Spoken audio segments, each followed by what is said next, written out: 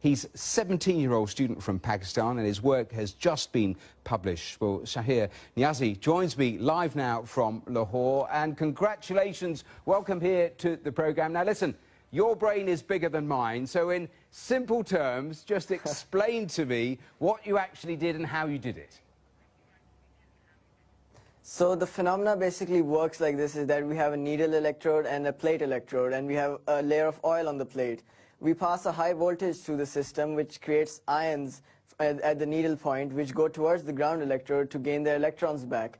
But since oil is not a conductor, the ions do not get their electrons back that easily. So an electrostatic pressure builds up on the layer of the oil, and soon a point reaches where the oil just moves away because of the pressure and the ions ground at the plate. So what happens is that the oil does not like that it should be applied so much pressure on it. So everything in nature wants a state of equilibrium and stability. So what it does is that it creates these hexagonal patterns.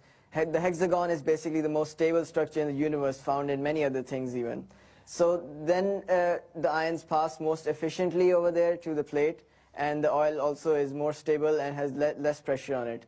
So what I did in the imaging technique, well, that's what I want to ask you about, the imaging technique, because I read you said that you included it because you've been fooling around with it for a while, this technique, but you included it for the novelty factor. Yeah. Did you think it might work? Yeah. It was an experiment I wanted to do for a long time. It's called Schlieren photography. It's called, also dubbed as shadowgraphy.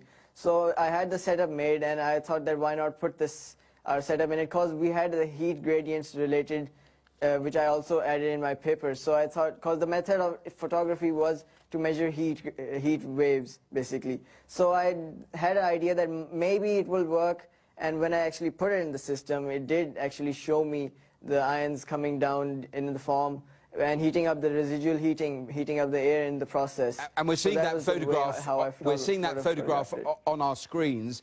How exciting potentially is something like this? Because I read you mention biomedicines, printing. How can this be used, do you think?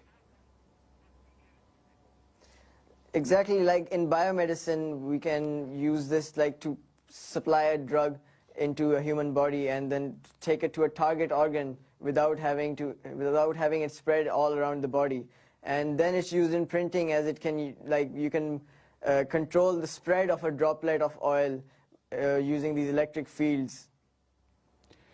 Now, there was a lovely quote I read that you wrote. You made the point that Isaac Newton was 17 when his first paper was published. You were 16 when you actually got the letter of acceptance. I mean, you must feel terribly proud, both for yourself, for your country. You'd gone to this international competition to be published. Yeah. Yeah, because like it was my goal and my mother's goal. Like, it was her dream that I get my paper published at a young age, so that I can get this experience that how research is like handled in the public, how it's handled out there in the real world. So it was like quite an experience for me, and it was quite like, it's just like when a researcher and his research is the research is like the researcher's child. So having it accepted is like having his child praised. So it's like quite a feeling to have. Have you always experimented? I read that by the time you were 11, you were doing online courses because you found classroom work rather boring.